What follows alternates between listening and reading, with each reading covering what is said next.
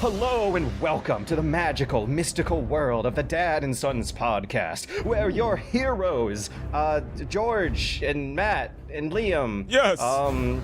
Do adventurous, awesome things. We do. Do we? Like sit in our rooms? Yeah, I was about to say, I mean, we spend a lot of our time sitting in our rooms by ourselves playing video games, basically, don't we? We do that. But I imagine most of the people listening to this episode right now also do that too. Actually, no, there was one day where I did get to play a game with a friend. I guess I'll just jump right into this huge recommendation I have for a game called Detention. I put it in an inbox game video a week ago, and I played through the final, hour and a half of it with a friend just now over the previous week, and it is so fucking good. It's a historical period piece, Taiwanese horror point and click that uses a lot of cliche Silent Hill, Resident Evil tropey stuff, while using unsettling fascism period piece history to make the setting that much scarier. And the way the story incorporates realistic seeming people in a realistically oppressive seeming political situation is a very compelling and relatable narrative for our troubled times of nowadays. It takes place during martial law in Taiwan. I don't know, Liam, if you might know more about Asian history than me, but I was reading the Wikipedia article on Martian law. Martial law, not Martian law. That's different. Martian law? That sounds excellent. So, from what I could glean on Wikipedia, it seemed like a very confusing situation in which you have two different states, right? They were fighting a war with each other, but then the war is over. But Taiwan still claims that they're Chinese, and China itself, who are communists now, are like, no, you're not. So then they impose martial law on the Taiwanese, but they're the foreign government that just treats them as a state, even though they were a hostile nation against them earlier. But now they are considered a different nation or not, depending on who you ask. I don't know. It almost sounds like a Republic of Texas situation. I mean, I'm not an expert on it, but isn't it still the fact that China considers Taiwan a rogue state, of China? They consider it a part of China, but a rogue nation. That's why didn't Trump call the new president, the new female president of Taiwan, and was congratulations on being the president of Taiwan, and China was like, whoa. Yeah, because that broke the Nixon tradition of you're recognizing playing clean with communist China. Well, he was recognizing them as a separate identity from China, and that caused a bit of an uproar. To put this in perspective and bring it back to the purposes of the game, you have a story that involves characters not knowing who their authority figures are and if they can trust the authority figures. So, the authority figures on imposing the martial law are characters you are supposed to trust but don't know if you can, and they come out as villains, and they have terrifying history involving the war and weird emotionally confusing, discomforting dating situations later in the game that get incorporated into the story as well. I don't want to spoil things too much, but the ending is a beautiful mess of conflicting human emotions of fear and confusion that goes so well with horror as a genre that, do you hear me trembling about how excited I was about this game? It got us talking about modern Chinese history. I remember watching your games from my inbox thing, and I remember watching this and being rather intrigued by it. It kind of reminded me of I don't know if you've come across those Korean horror mangas online sometimes, where they have animated pieces, and sometimes the page will auto scroll and stuff like that. It'll jump scare at you. And it will jump scare, and they kind of have an Uzumaki vibe, Junji Ito stuff. But the art didn't look that great. It was kind of it looks way better in motion. Okay, because when watching your video, some of the stills of the characters were looks pretty rough. You and art, you're starting to make it sound like you love that art. If the What game's video graphics is not games? there. No, didn't you hear Jack Thompson and Hideo Kojima? Video games can't be art. No, but you know what I mean when you're playing a horror game. You want to get like sucked into the world, right? And I feel like sometimes if something looks a little off, your immersion immediately gets broken. I can still swear that looks a little rough. The art involves a lot of rotoscoping photographs and like rotoscoping. When your character moves, it's clearly traced from a human model. And the one flaw that I would really say is a valid quantifiable objective flaw is that there's not a lot of frames that they put into the animations. And like when you crumple up a piece of paper or open a door, there's only 3 frames of animation there. And that's when it doesn't look great in motion. Your character's walk cycle is like a little slouchy, but when it's full up, when it's filling up your screen, it's like this, it looks like a hyper detailed point and click adventure game. There's little to no interface. It's all mouse only, no HUD. And, there's a lot of complementary colors going on rather than contrasting colors, and papery little details that fill out the 1080p at small. It's fine. The art's fine. It's coming to Switch, right? Oh yeah, in about a week. Okay. Yeah, I got that out of my system. What have you guys been playing that you want to get out of you? What do you want to just flush out of your system this morning? Matt, do you have anything? Because I have something. I don't. I have nothing more to give to the world this week.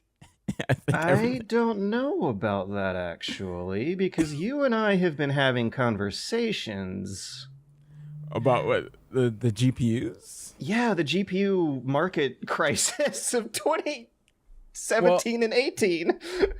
I mean, most people should know, but I guess from a retail worker's perspective,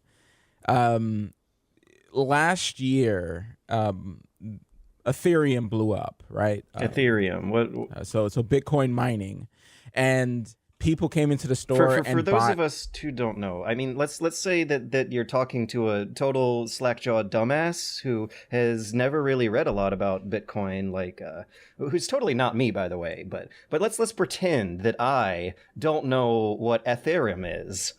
That says how you pronounce it? Ethereum. Ethereum. Yeah, that's that. See, I was just testing you. Let me. I will not be able to explain it as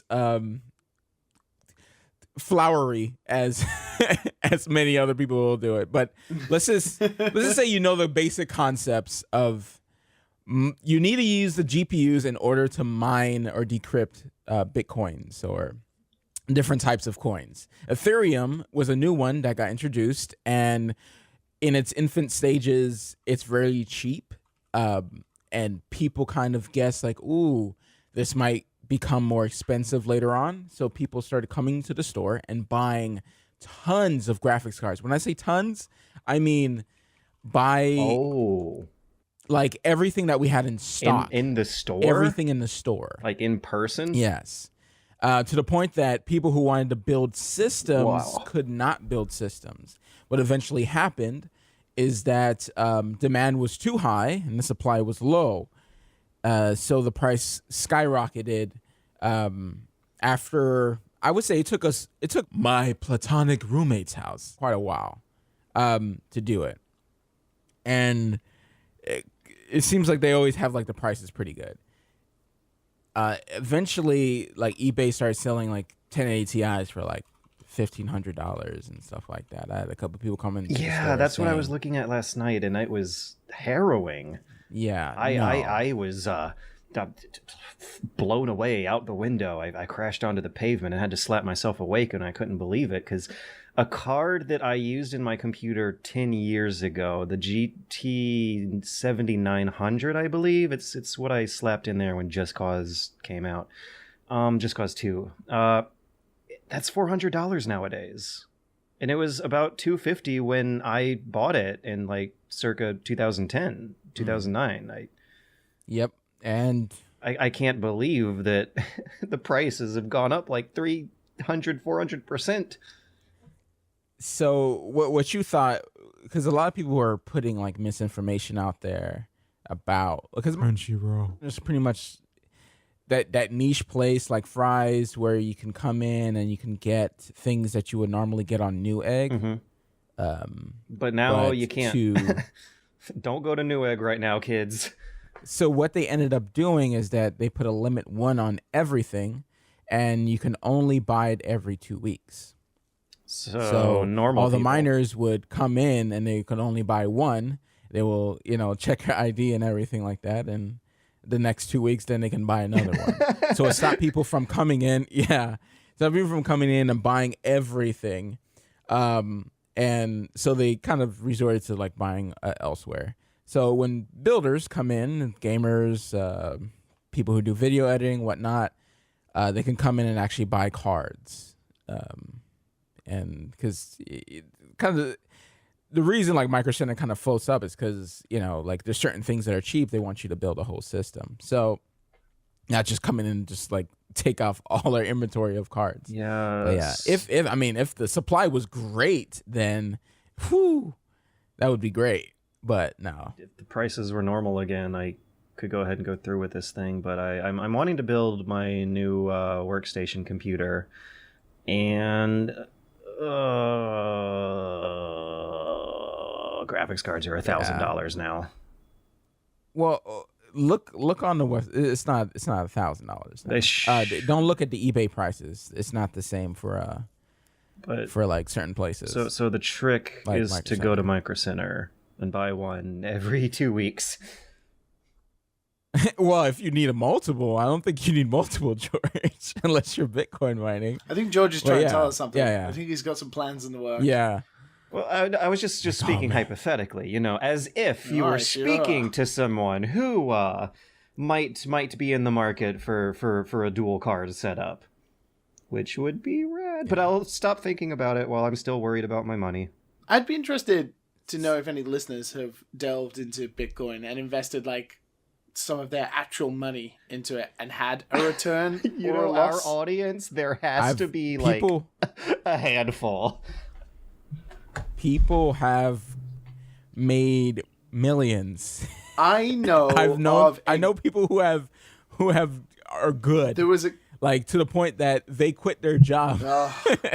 And then people who have come in have made a ton. See, that's the one thing that really scares me is the idea that people who aren't really experienced in managing a business suddenly come into a lot of money, don't know what to do with it, and spend it very poorly. And make companies that aren't poorly run with their new millions. The government gonna come and get some of that.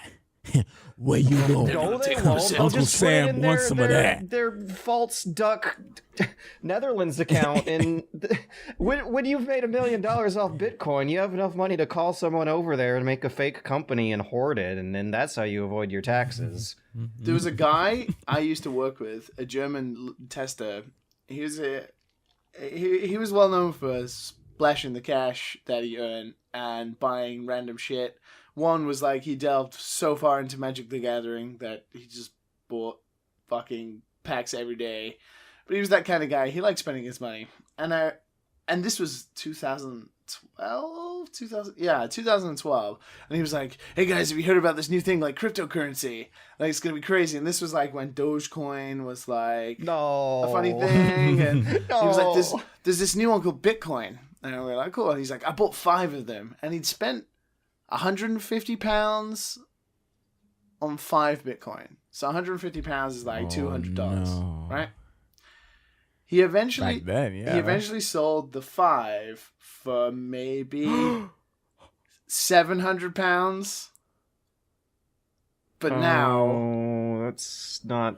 Oh no! Now it'd be like what? Oh no! How much is 1 Bitcoin now? Wait, 10,000? yeah, I remember reading a headlines a few days ago. It was hang on, Bitcoin. No. It went back up. It went back up. Price. It's like over 10,000. So I thought it was supposed to be crashing because banks. $11,541.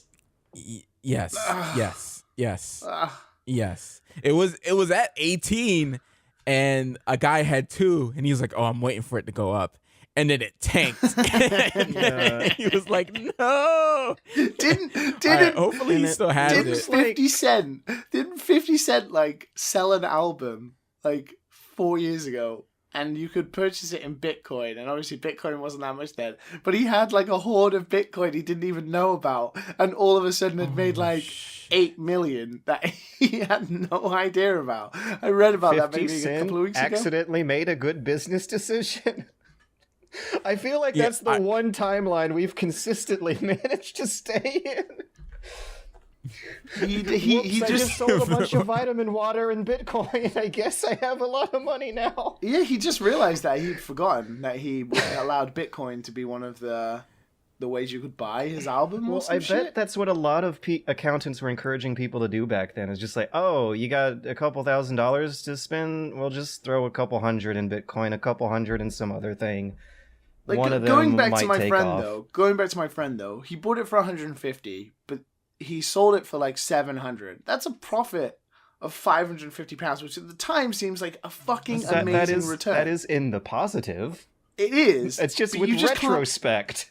You just can't predict that kind of. You can't.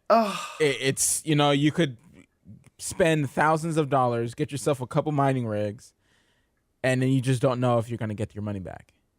It's a risk. No, but holy crap, did it pay off for a lot of people. Yeah.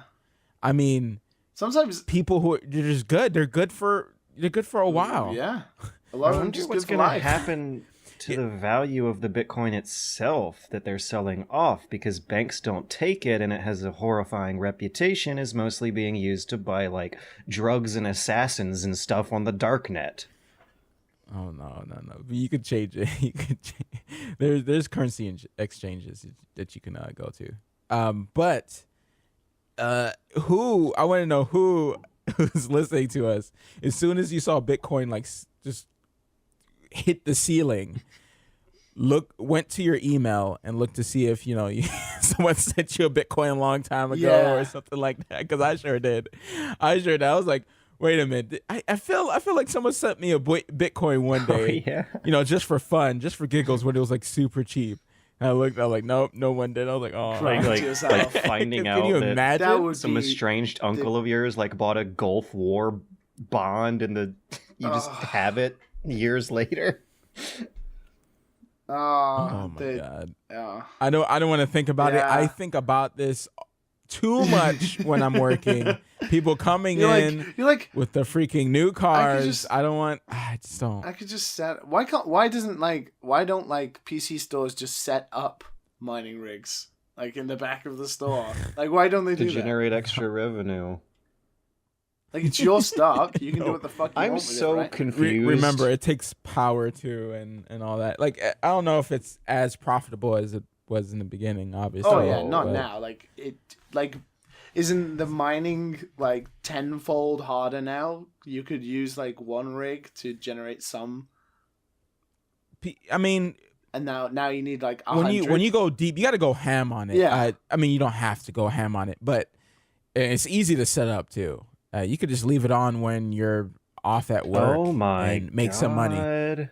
Yeah. It all depends on your power supply. If it's a good power supply, then you're making a little bit more money. Like, how does it? I don't know how it works. Do you get lucky with how much you've mined, or you guaranteed a certain amount for how much power you guaranteed a certain amount depending on the graphics card you have? Guys. The hash rate. How come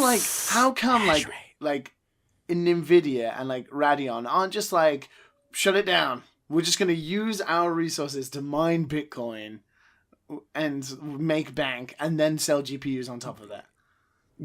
Because that would be so risky. What if it just tanks? What if it just explodes tomorrow? My face out of money. is firmly in my palms as I realize the possibilities. All of these Bitcoin miners and Bitcoin investors, may have just accidentally funneled millions of dollars into organized crime?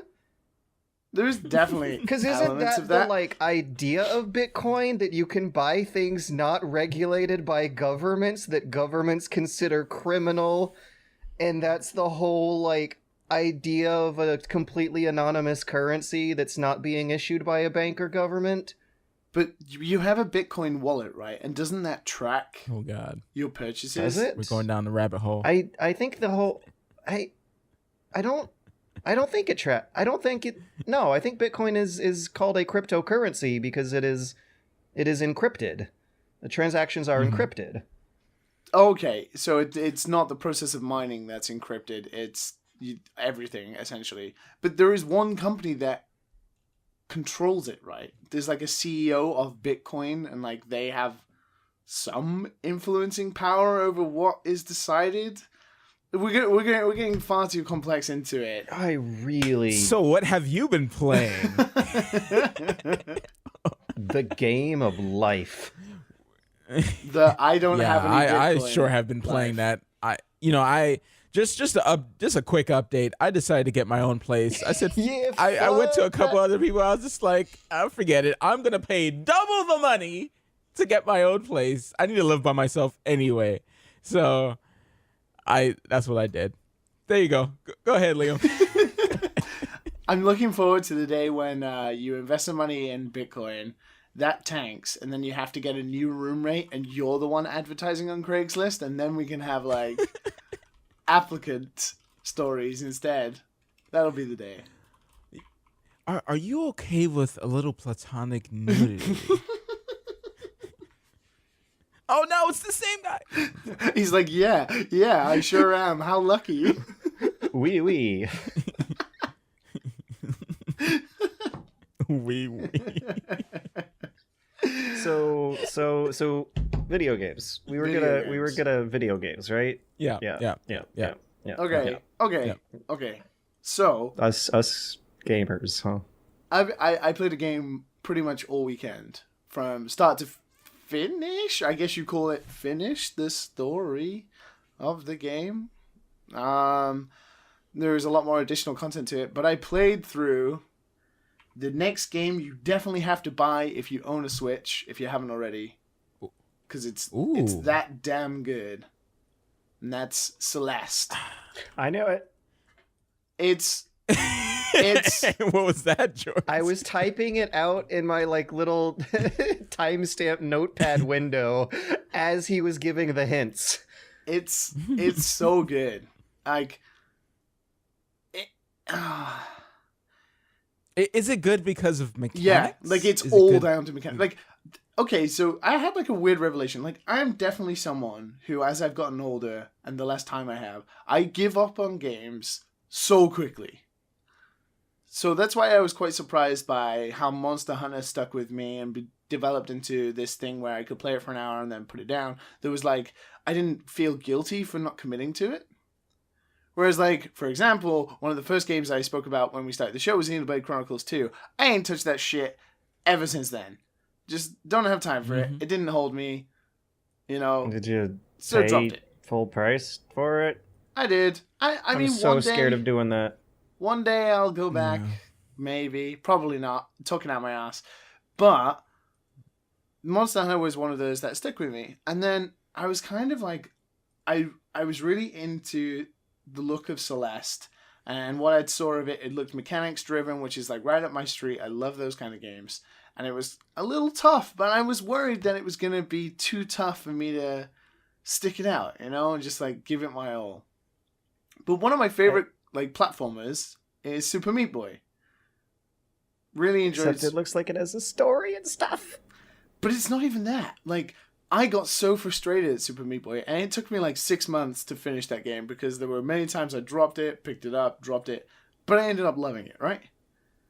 With Celeste, I don't know what it is about that game, but the mechanics are so good, and it introduces many mechanics. Like, it has the overall number one mechanic, which is that you play as this girl called Madeline, and she can jump, and then she can double jump in the air, so she can like almost like hop in the air to a different thing. And then you can grab onto a wall, and you can hold the wall until your stamina runs out, a la Breath of the Wild, kind of similar thing.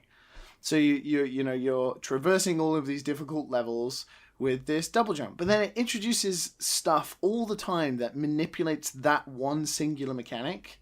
So like you'll double jump into a bubble, and the bubble will give you an extra double jump, and so you can clear large gaps. Or you'll have platforms that move when you double jump. So you'll do your initial jump, and then you'll hit the hop button, and then the platforms will move. So the level is like moving around your movement. And it always introduces it in the most superb way. It ekes you in slowly, and then just like, it's like balls to the wall, here's a really hard level, and you have to figure it out. But not one single time playing Celeste did I get frustrated. I died, and I counted it before coming on the show. I looked, and it took me 10 hours from the start to the end of the story, to like the last level. And I finished the story, and I played some of the B-sides, which are like the tapes that you get that make the levels harder. I died 2,672 times. Is losing fun? That's a lot of deaths. But not one single one of those deaths did I say fuck or throw my controller or anything. There is something about the way Celeste plays with the player. That's the test. You die, you immediately restart, but because the mechanics feel so good in your hands, you don't feel frustrated. And it's not like Super Meat Boy where when you die, it's all bloody and it fades to black, and then you go back to the start of the level and you kind of can see like the other deaths that you had. Celeste is just like, oh, you died, that's fine. And then it restarts you immediately. And you can immediately just jump into trying something different. It's so fast, and the game isn't intense in any way. Like, the music is very relaxed. The visuals are beautiful pixel art. Everything is very stunning and beautiful. It's like the most relaxed experience wrapped around this incredibly difficult platformer. Yeah, it's I was so about to say, weird. It doesn't really look like it from a quick video. It looks like there's a lot of Super Meat Boy mechanics going on, and you talk about fast restarts, nullifying a lot of the like frustration of failing, but that's such a good test. Like, if trying and failing over and over again is still fun, then that's how you know. That's how you freaking know it's good. You'll go through a chapter, and a chapter will take you, say, half an hour to an hour. Okay? It'll take you about that long to get through the chapter. And you will die like 300 to 400 times in that time. So you're dying like every 10 seconds or so until you get it right, or you nail it, or you get a little bit lucky sometimes and you'll like mash the buttons and somehow you'll just jump through to the end. And you'll be like, fuck yeah, when you've done it. And none of the deaths you'll even think about. You'll be like, I learned how to do it. And it's almost like in Super Meat Boy, you have a lot of stop starts when you're grabbing onto walls and stuff like that. But there are lots of times in Celeste where, because of the mechanics, it almost feels like, when you run through a level in Mario and you're just like pressing the jump button and it looks like you're almost like flying across the screen. You'll like jump over things, and you'll jump again, and you'll jump over like some enemies and stuff, and you'll basically reach the end of the level within like 5 or 6 jumps, bearing that you don't hit anything. Celeste can or be one like half that. A press if you're one of those. Yeah, exactly. But Celeste is like that, where you could like hop, double jump, grab a bubble, double jump, grab a wall, double jump up these 2 walls, jump over something, grab this thing, and then you will have passed the level, and it will feel so smooth and so good. I haven't played a game that feels like that mechanically good in a long time.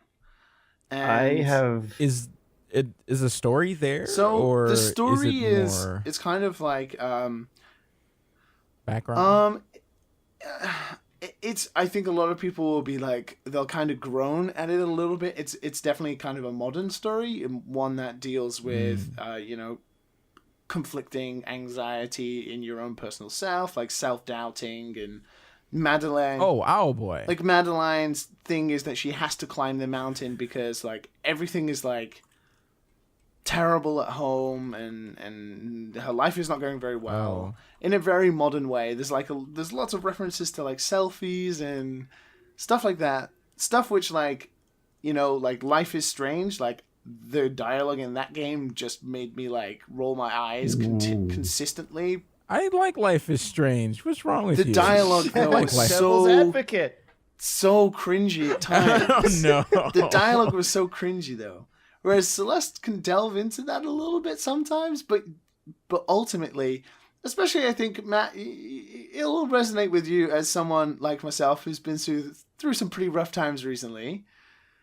Right. It will make you. There were times when, you know, I sat there reading what Madeline was saying, and she's going like through a pretty shitty time, and she's doubting herself, and she feels like she has to get away from everything, and climbing the mountain is like her overcoming things. And I don't want to spoil the story. A lot happens in it, and you know the mountain is kind of mysterious and magical, so like supernatural things happen, and it keeps you going. It's enough of an intrigue compared to Super Meat Boy, you know, where you're just like chasing after Bandage Girl consistently. But it's nice, and just like Super Mario. There's a bit more to it than Mario as well, for as much as it pains me to say. The proto game. But I can't recommend it enough. I feel like if you own a Switch, I don't know if it's multi-platform. It might be on PC as well. I'm not sure. Yeah, it's on Steam.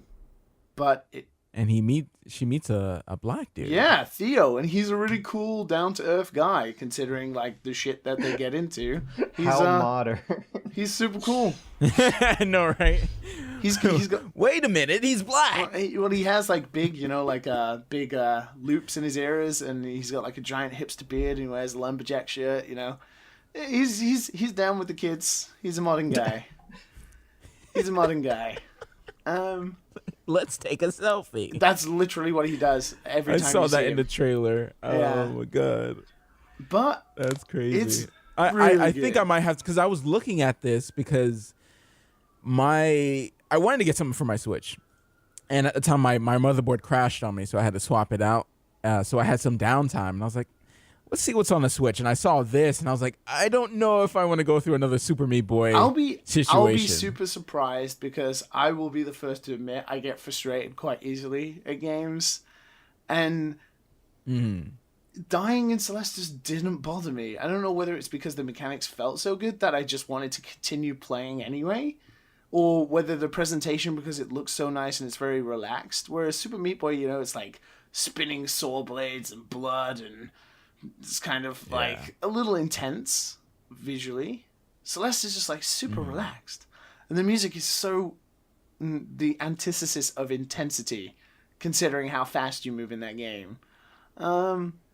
I would be very interested to know if you felt the same after playing it, or if there. I know a lot of people have raged at Celeste. I think a lot of people just wanted to finish it, and sometimes it got a little too much. I think I did pretty well in the game. I finished it within 10 hours, which I thought was.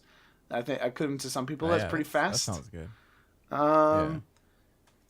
But from a personal standpoint, I feel like it's one of the best games on the Switch, hands down. I couldn't put it down over the weekend. I bought it on Friday night. I played it for like 6 hours on Friday instead of doing important stuff that I should have done. And then I finished it on Sunday night because I wanted to talk about it on the podcast and have like see if I still felt the same that I did on Friday while playing on Sunday.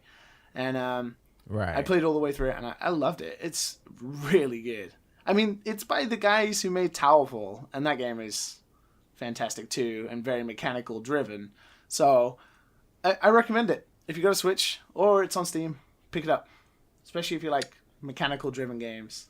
I'm actually going to be picking that up after the podcast, because that sounds just like what I need right now. It's good. I actually picked up Cuphead for a very little bit this week.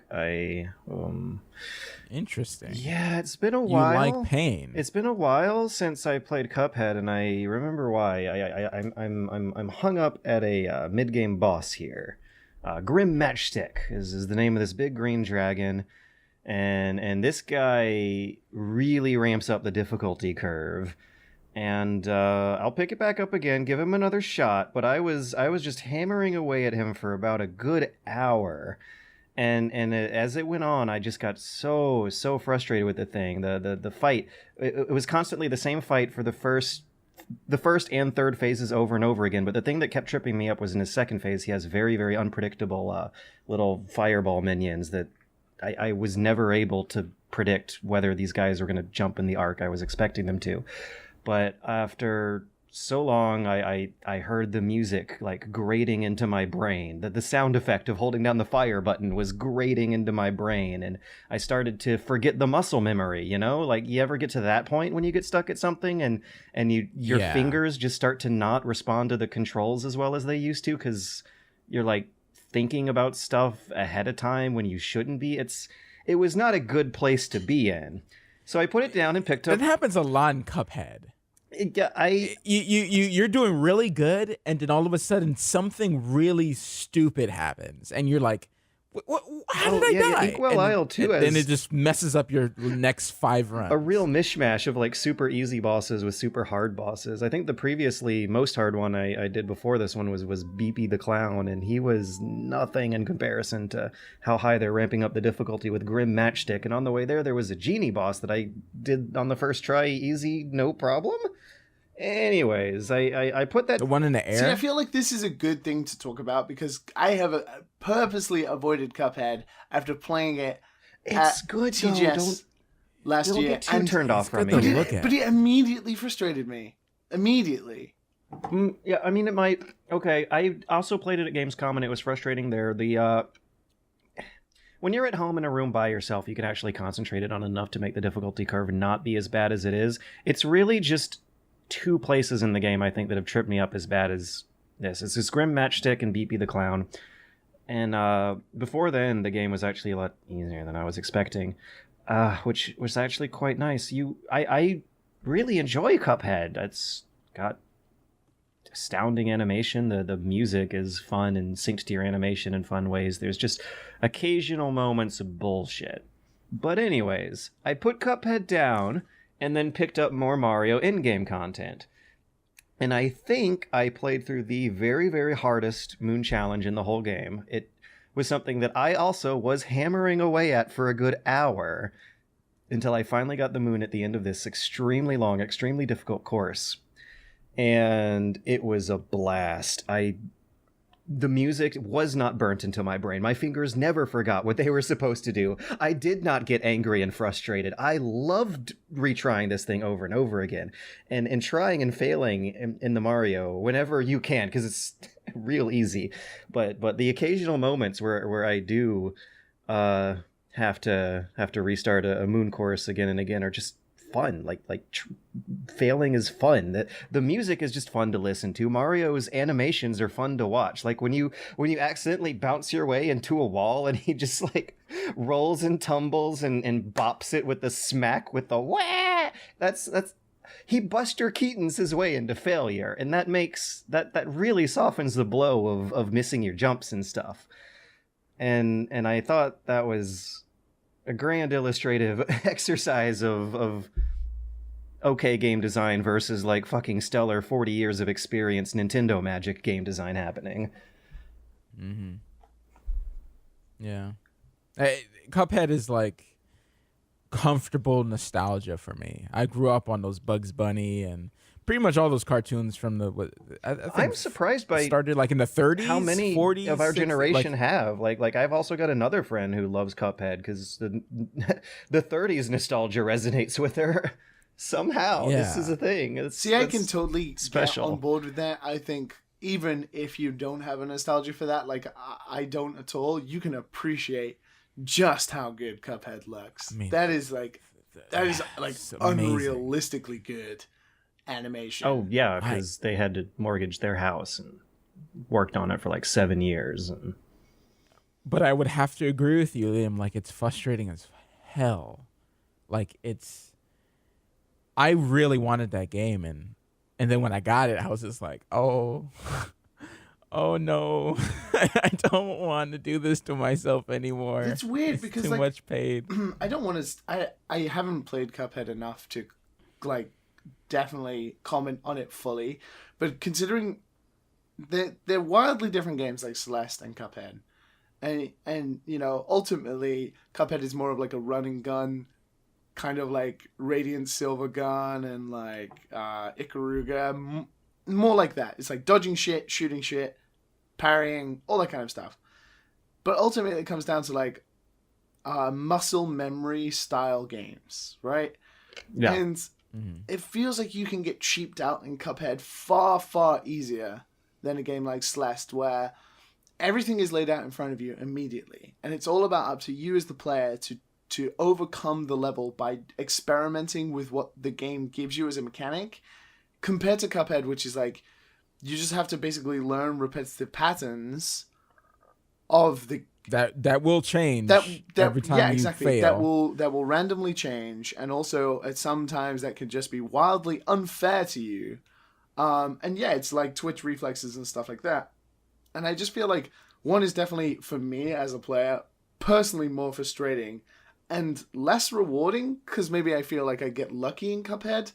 When I pass, I'm like, oh, he didn't do, or she didn't, this boss didn't do like this certain pattern, which they did last time. So I got lucky on that run. Whereas like Celeste is like... I take that as a victory. Yeah. Oh whereas my Celeste God, is like, yeah. I beat the level because I fucking like, I became like a platforming god.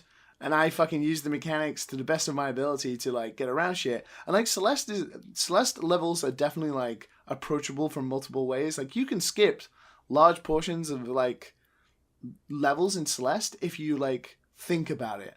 Like they've made it so that you can exploit them a little bit and get around shit than the simple way. And I feel like that's just so much more rewarding, and why I would stick with a game like Celeste more than a game like Cuphead. This dragon does a double fireball attack, and you can kind of tell because he breathes in longer than he does when he shoots out his single fireball attack. But his double fireball attack can sometimes just not happen at all. The RNG can sometimes generate boss fights where it never ever happens, and it is objectively easier if it doesn't. You are gonna be better off later in the fight if you just happen to roll that lucky dice. It seems like Cuphead's still a good game, though. Like, you know, it sold a lot. You want to throw that in there just before the conversation? Just before. Yeah, Cuphead is still good, though. Please don't kill me. People complain at me for playing Devil's Advocate for saying Mario is a good game. Like what? Last Oh, week. that was you. Bullshit. Oh, you almost made me forget. Oh, snap. Oh, watch out. Did you hit something on your drive to work? Be careful. the one person who complained about someone banging on their desk is going to be really pissed right now. I thought something hit my car. Yeah. Wait, was that a comment we got? No, it was a tweet. Oh. It was a tweet. I'm just poking fun. I don't know if it's me though. I gotta see. I gotta check my audio. I don't file. record on a desk, so it ain't me.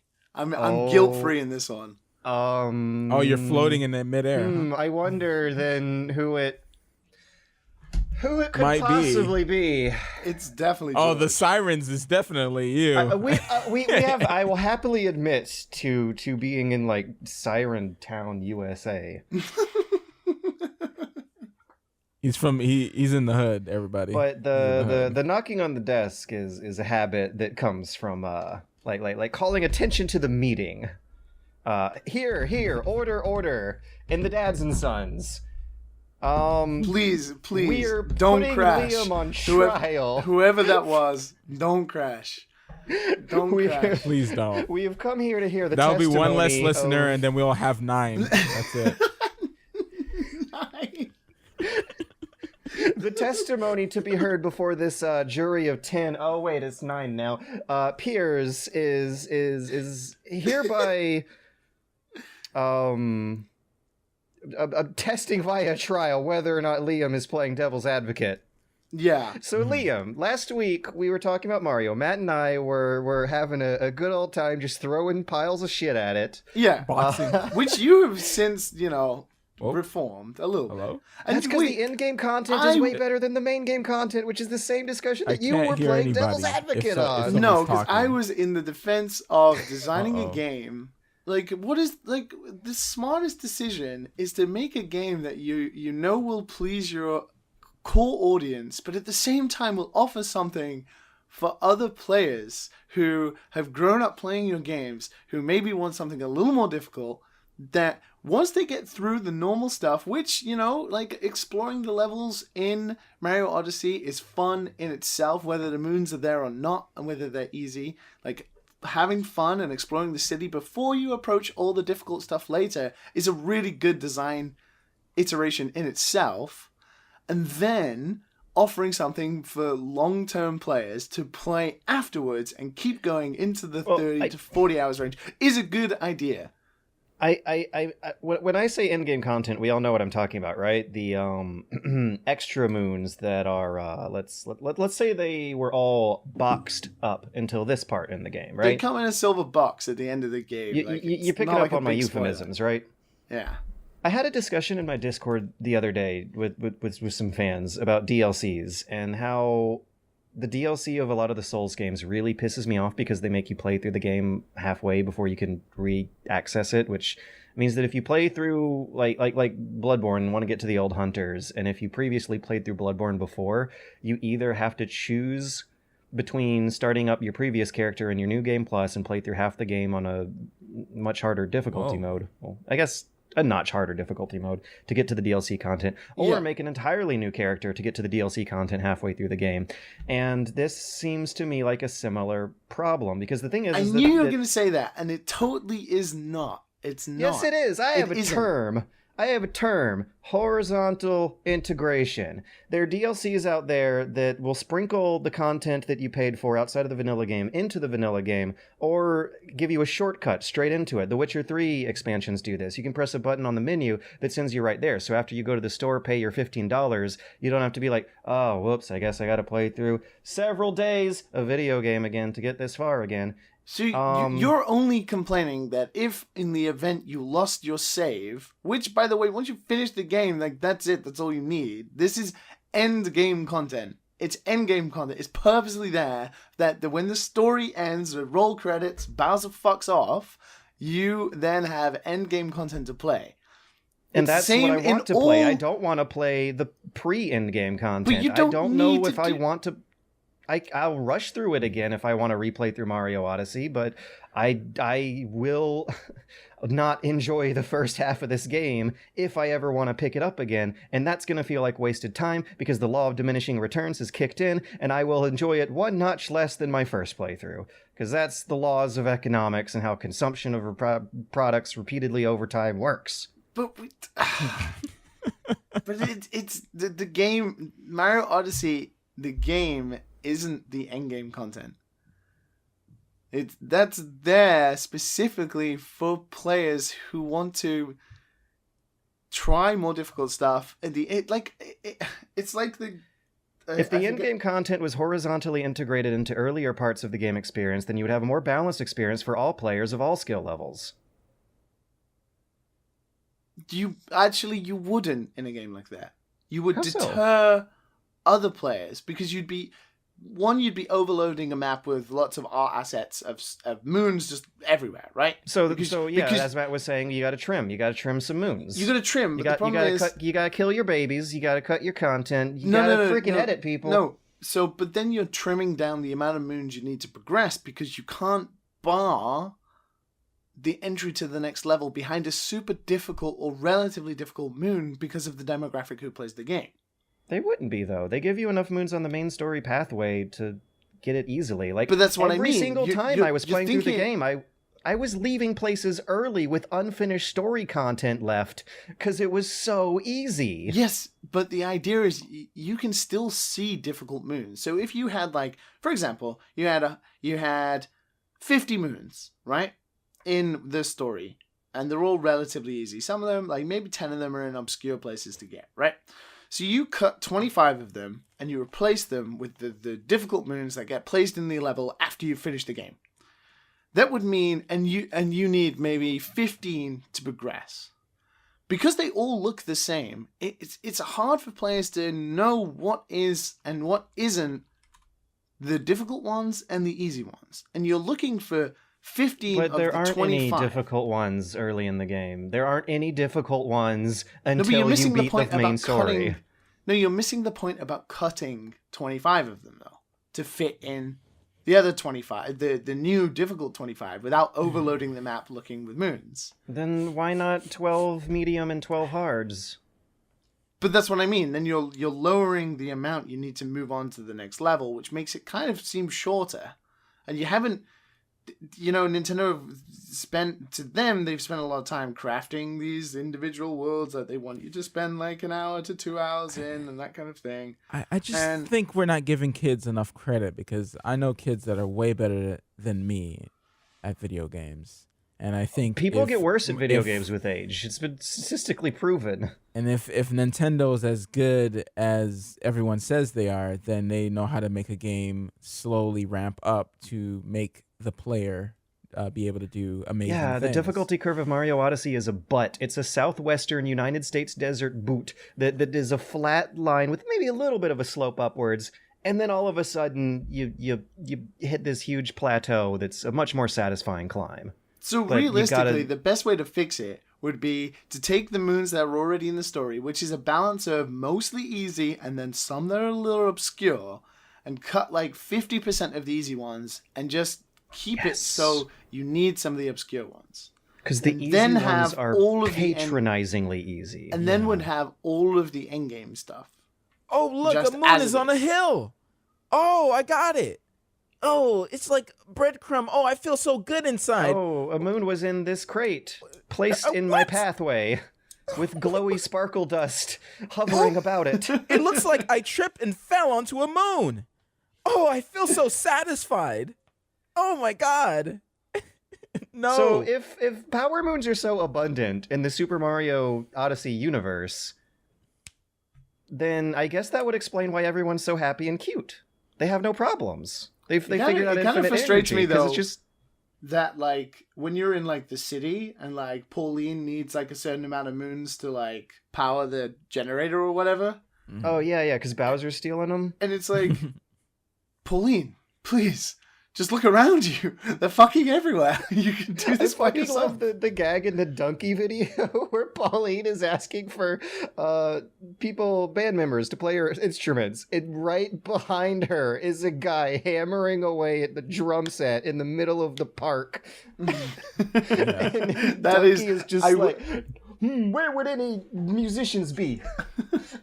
The camera zooms in comedically because it's a YouTube video. I will admit that is the dumbest level. Like the payoff is great because I had a little tear in my eye when the festival goes off. But that specifically get the musicians like why is the guy playing the trumpet like on the edge of a roof like he's gonna commit suicide? It's like fucking weird. So, I guess, like, the power moons being easy is really part of the lore now at this point, because you're traveling across all these different Mario countries, and you don't have to go through customs, like the borders are completely open, they have, like, there's no racism or conflicts between these nations of Mario Odyssey kingdoms. Really, Bowser's just everyone's common enemy, and that Bowser's just kind of more of a, like, methodical, repeated annoyance than a genuine threat. Because Bowser's Kingdom is still pretty cool and rad. I mean, they have like a shop set up, and there's still like a couple civilians that live out there and hang out. They got a nice little sand garden with some statues. So even the North Korea of the Mario universe is not that bad.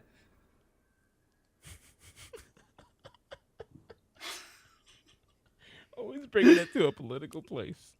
It's weird because on one hand I'll defend Mario Odyssey for the way it is, just because like it's the smart way to do it as like a game designer, I guess, if you want like the maximum amount of people to play it. But at the same time, Celeste is fucking amazing because it's really fucking difficult but not frustrating. Yeah, those man, that's conflicting right there. But I'm gonna try Celeste. I'm gonna do Celeste. There you go. Like Matt, Celeste. you Going fucking back to Mario Odyssey. Super Mario Odyssey was too easy for you. Get all those strawberries, man. Replace the moons for strawberries. As someone who enjoys a girthy platforming challenge, I heard the strawberry levels are a little bit harder for collect them. Hardcore gamers such as myself. It seems down my alley as long as it looks nice and the characters strawberries. If you want a hard game and you want to make it even harder, get those strawberries, man. So strawberries is what you're Wait, did I disconnect scooping again? off of the ground in Celeste? Yeah, so like you get the bandages and the warp worlds in Super Meat Boy. Mm-hmm. You can run through a level and you can finish it, or you can take the risky shot and try and get like a bandage or something. You can do that in Celeste, and you can get strawberries. They're like in obscure parts of the level that it's a lot easier to die. But if you finish the level, you get the strawberry, and each chapter has a certain amount of strawberries in them. They also have like hidden tapes, which are called B-sides, and then they're like alternative versions of that level that are nails hard, very, very hard. But they're quite difficult to get hold of anyway. But there's a lot of replayability in Celeste that I'm looking forward to delving into.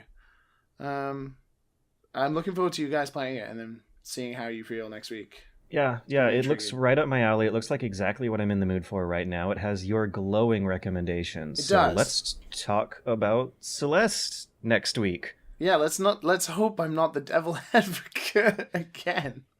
So next week is going to be occurring in the future, which is time that happens after now. The linearity of time will see us there.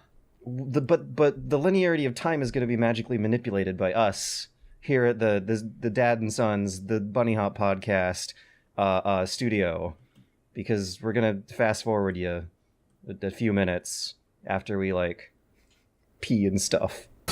このおもちゃ工場から生まれたミニマリオが大ヒット売り切れ続出そこにあいつがやってきた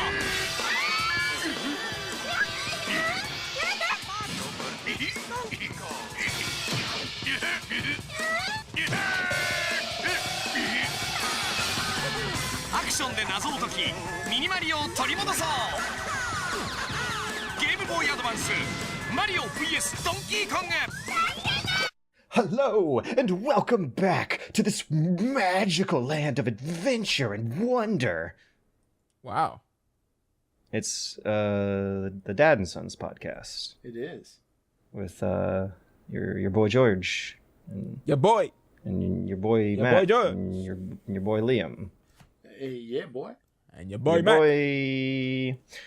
Liam, you wanted to yell about a news story this week, right? Well, I wanted to drop a news story on you that may have it's gonna side view you, like hit you right in incoming traffic. Do you know what day it is today? The day we're recording is February 20th. It is. Year of our Lord, 2018. Do you know what that signifies? February 20th. No, it wasn't Bloodborne's release.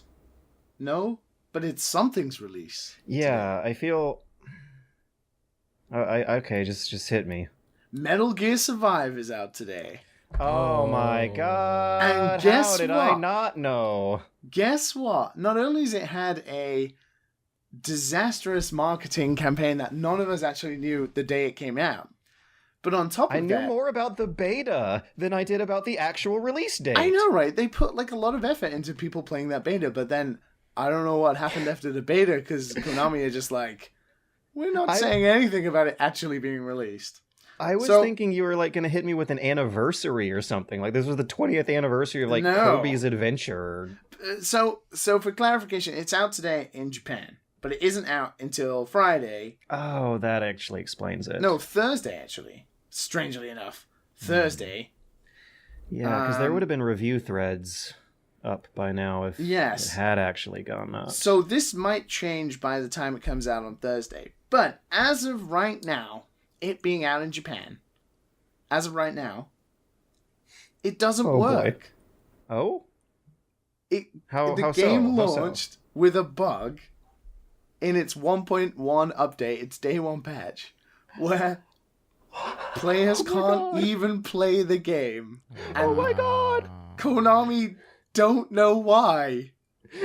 You remember how they, like, accidentally patched MGS5 to play the Nuke Countdown trailer scene early? And now they, like, accidentally patched... they accidentally patched another Metal Gear game to not work correctly? So, supposedly what happens is you download the day one patch. Oh, and no. There will be no further updates because obviously there is literally only one patch at the moment. And the game just hangs. And it just says, an update is required to start this game. You will not be able to start this game. So, can people get refunds? I don't know, but there seems to be a 1.2 patch rolling out. So by the time some of you poor guys who are gonna pick it up for whatever unknown reason on this Thursday, there February are devil's 22nd, advocates for that thing. There are devil advocates out there. There's a couple of them in the Discord. There is. Those crazy guys. If your game doesn't work, don't worry. Because if the game doesn't work... Konami's got your back. I tell you what does work. You can still buy the microtransactions in the game. I dropped my headphones. No! So, like, the game software won't launch, but the microtransaction store attached to it will? Yes, and inside the PSN store as well. So even if you like delete all the data because it's only the patch 1.0, it automatically downloads it because you can't play with the game without being patched because it's an online game, so it has to be up to date. The problem is that update breaks the game. So Konami don't really know why that's happening, so they're rolling out patch 1.02 as fast as they can in hopes that that will fix it. And supposedly some Japanese streamers were trying to stream it last night, but literally none of them could play the game. How generous of Konami to be working around the clock fixing this. Is it too smart to think issue. that they did this on purpose so people can get really familiar with the store? And then once the game comes out, they're like, oh yeah, that's in the store. I might want to buy it. You know, is that too smart? I don't even know because like from what I've been digging into, like people got review copies of the game like early, but the servers weren't switched on at all, so they couldn't even play the game. And now it's gone live because it released. No one can play the game anyway. Well, you're actually like digging up another thing that is fucking awful, evil garbage about Metal Gear Survive is that it has an exhaustive single player campaign.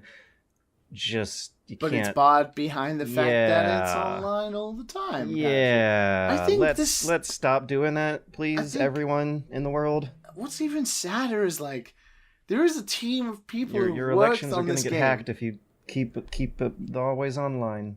There's like a team of people who will have worked on this game, a team of like good people who will have worked hard in this game, and Konami have just like. They made 8 whole new assets. Yes. They shat it out. They did the beta. The beta obviously, I don't know. I didn't even see like feedback forums of it or anything. George, you obviously gave it a shot. Yeah, I actually wrote a preview of it. But after that, it's like Konami's like, I don't know what happened. Like Konami are like shit. Like the feedback was not good, and they're like expecting it to. The feedback was better than everyone was expecting, though. The consensus was like, oh my god, the game's only okay. I was expecting it to be a big pile of poop. But is that even worse, though? If it's mediocre and average, like, you know, bad publicity is better than no publicity, and... Well, after news of this reaches stateside... Like, there's gonna be a lot of publicity about this one. Yeah, well, this was based off a Game Informer article that I saw, and it's like, I forgot the game even fucking released. Like, I follow Konami on Twitter, and I haven't seen them fucking tweet about it. Wow. Yeah, so, there you go. Metal Gear Survive is out as you are listening to this right now. I hope to God, if you are crazy enough to buy that at the moment, that it works for you. Wow. Good luck. Good luck. Good luck to all the people attempting to play Metal Gear Survive right now. You have many, many hurdles ahead of you, but with an easy Konami, purchase of $15. I wonder if Konami just put it, even like bothered to like ship it. It's just like, I'm just gonna keep the copies. What's the point? So like the developer is like trying to ship the game on schedule, and Konami is just like, oh shit, wait, fuck, it's releasing today. Oh god, we forgot to send the shipment to the store. I was like, I'm so sorry, guys. And the thing is, like, from what we've heard from Jim Sterling and my own encounter with Konami, like they have demonstrated that they really don't communicate well between the vertical integrations of the company's hierarchy.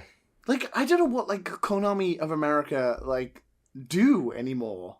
They hype people up for projects that aren't that great. They don't have any games apart from, like, Pro Evolution Soccer and they have a Twitter account where they say, good luck, longtime fans, something cool is coming, and that's a Android port of MGS3 which is such a weird step behind when they used to have that guy who would, like, stream Suikoden and, like, old MGS games and be like, please buy this on like the PS Vita store, and like, you know, let's get hyped for old Konami games like Castlevania. They had like really good like social media presence at one point, and now it's just like they're not even advertising the game they're releasing today.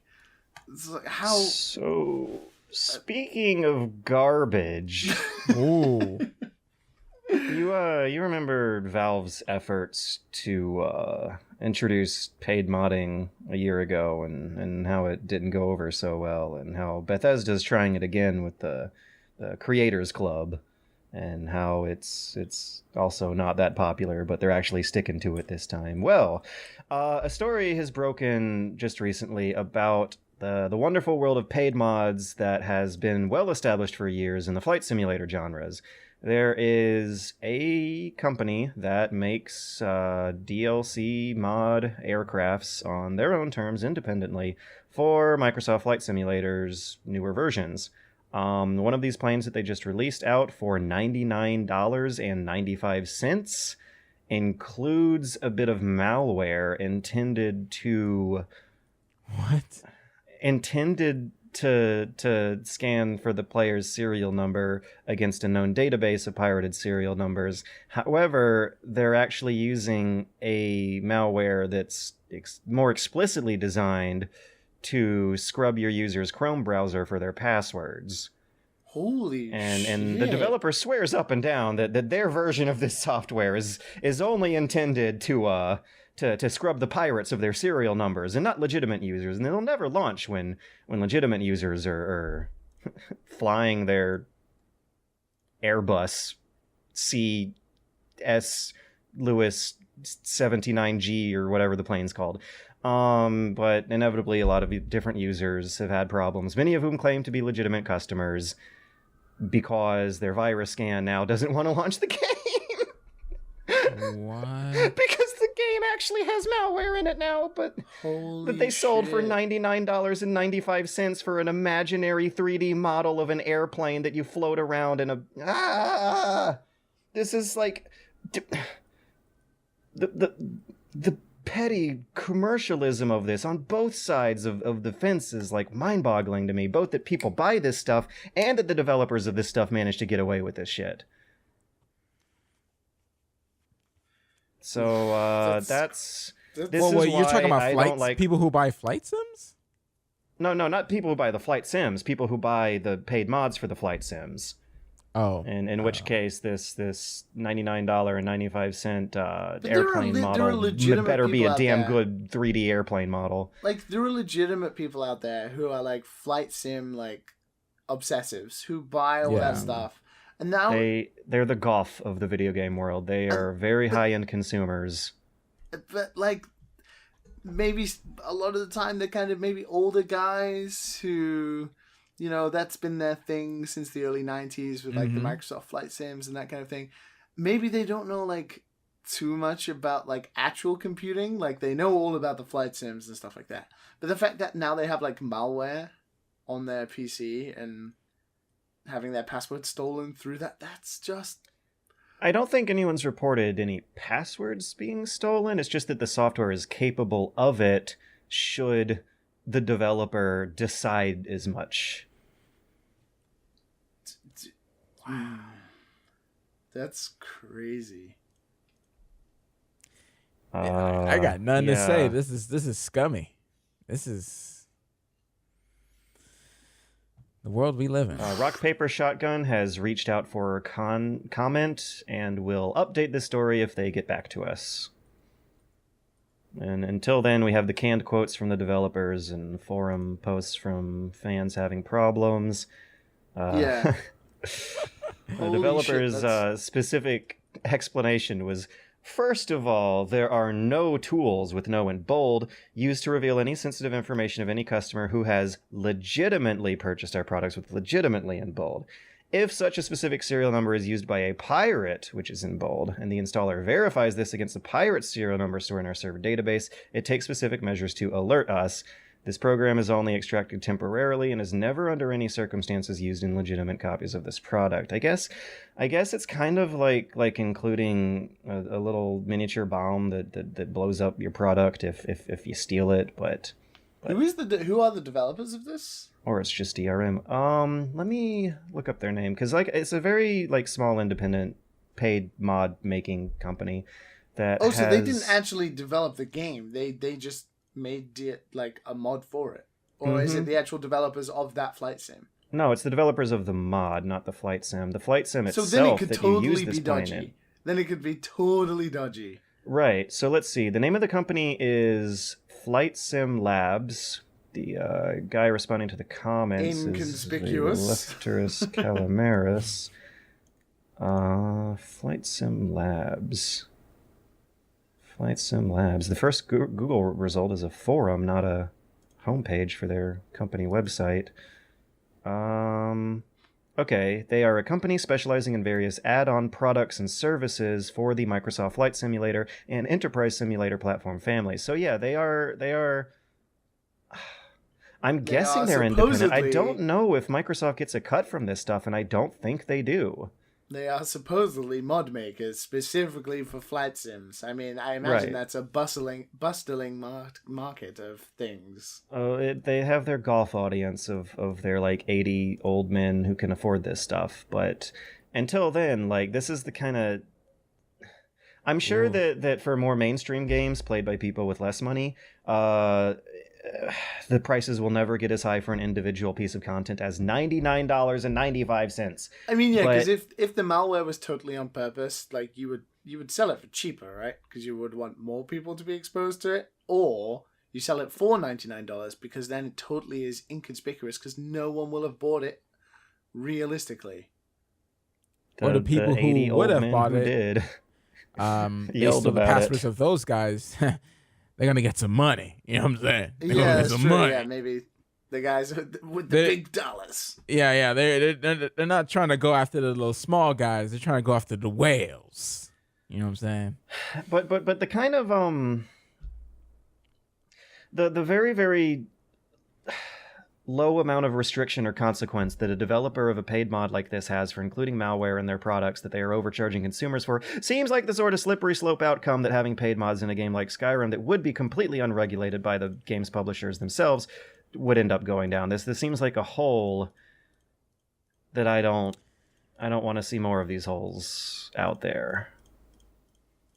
And I could imagine seeing smaller priced scandals happen on a much bigger and more disastrous scale. I mean, this is the kind of thing that you get why Sony initially, when Bethesda were like, oh, we're going to have, user modding on console.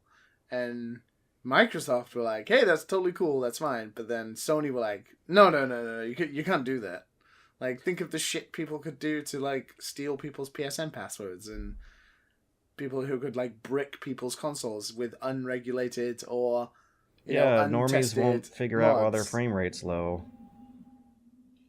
Well, that's the thing is you can't just stick any old shit and think it's gonna just work and be legitimate. As us PC gamers experienced with mods know that they break things very easily. Anyways, so speaking of, let's clean up the garbage. Let's sweep up. Let's have some good vibes. After all of well, I mean the game talk was good, but the 2 news stories were negative. But let's put that all behind us and enjoy a fun a game within this podcast about games. Oh no, is it this week again? Oh. It's Guess That Game or something. That game, that guess the game. Oh no, I'm never gonna catch up to George. I should do the game. I've gotten it. And Liam should get in there. No, son. You had your chance. Damn it. Wait, did we? No. I thought we didn't. He's trying to create some lore. He's just trying to create some lore. That's all. Man. So Liam, for the have you day been that the keeping Dan score? Sons wiki gets made, then the law will be entered, and thus be gospel. Because if you haven't been keeping score, then I've won like 4 of these. But if you have been keeping score, then I've won however many you've been keeping score. Matt's won 1.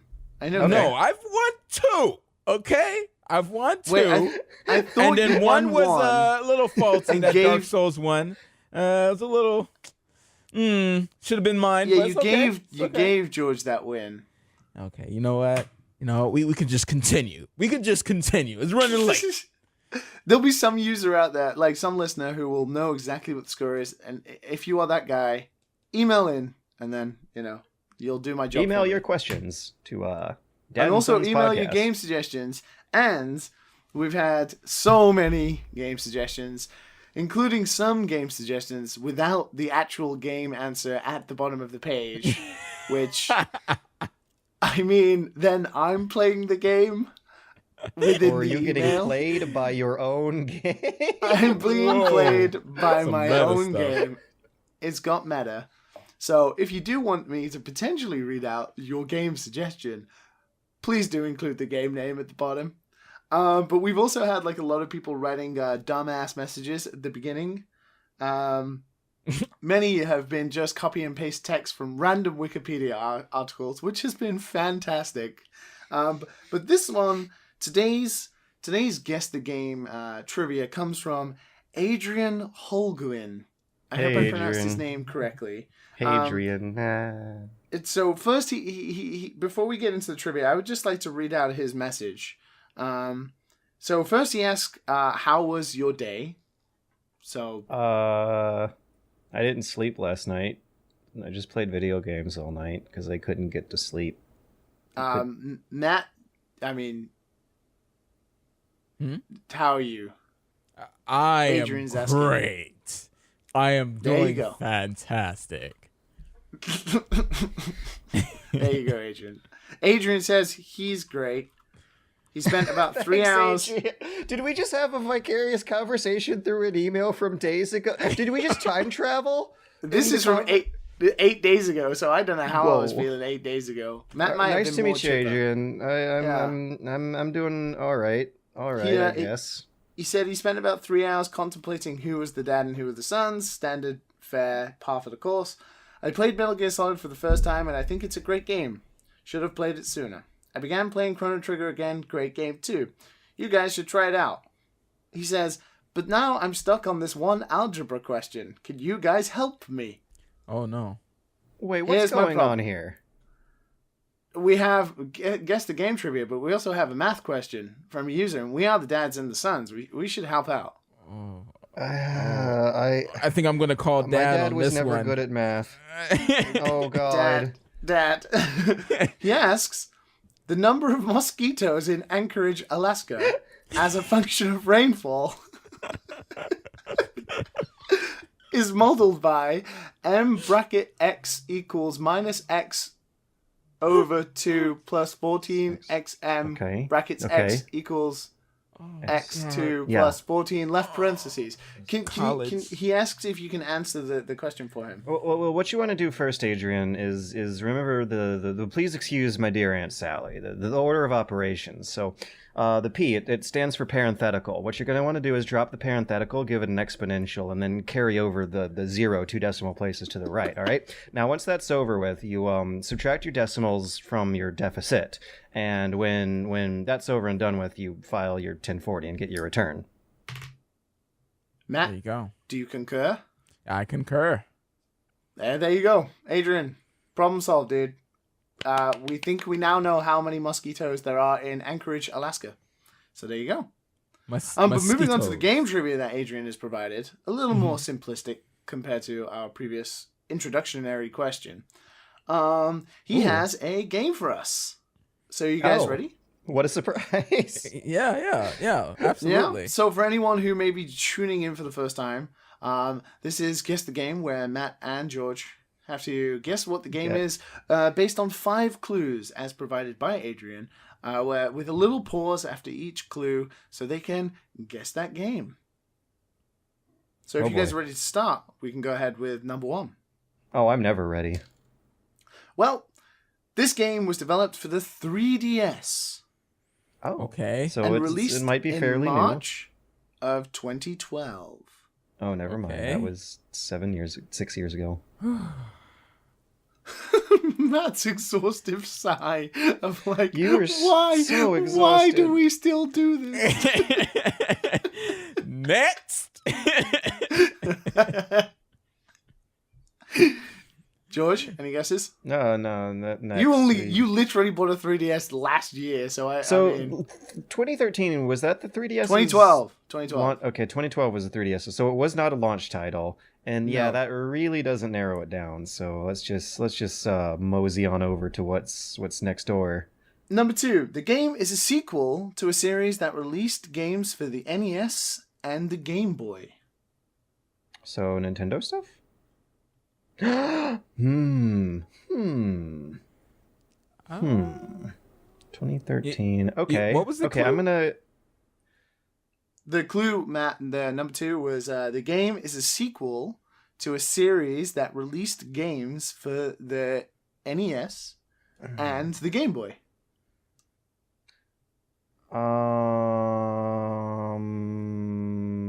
There's a few of those. I have a modest suggestion. You get one shot in between the clues. George, would you like to go ahead? Yeah, the Kirby robot thing. That released in 2016, robot. So no. Oh, never mind. But how did you know it released in 2016? First of all, you just popped that out of your head. What are you, some library? I retain useless information. I retain. I like that game, by the way, George. There's a suggestion for a 3DS game you should play. That robot game is really fun. The Kirby's robot thing. Kirby Bot, yeah, the Robobot. Kirby's robot fiasco is my favorite Carbo game. It's a good game. It's fun. It's a fun game. Good game. Anyway, clue number 3.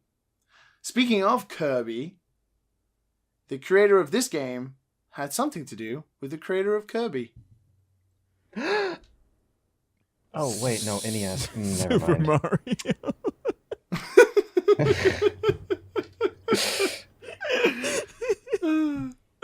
No, Okay. Matt, nice guess. It's nice to have you here, Matt.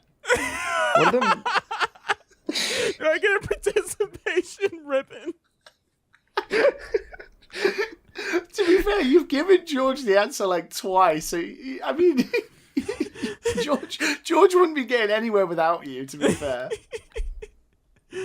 Oh God. Yeah, I better not say my answers out loud then. I can hear George's brain working from here. I know. I want to yell stuff so bad. But that would defeat the purpose of you each giving each other the answer. You're competing against each other and the listeners. That's why you get the one shot. The one shot to not miss your chance to blow. God, I know there's been a couple games that have done that. Sonic had not Sonic. Is it?